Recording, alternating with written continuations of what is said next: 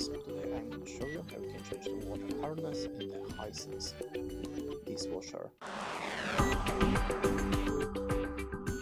In the first step, we have to hold the program and the delete start button together for 5 seconds. Now we are in the settings. You have to click the setting button to go to the position number 4.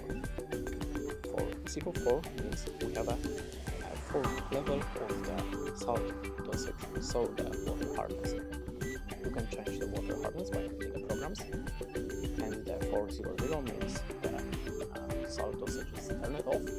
Number 1 is the minimum water hardness, and number 7 is the maximum water hardness. You have to check it by the test and adjust this value to your needs.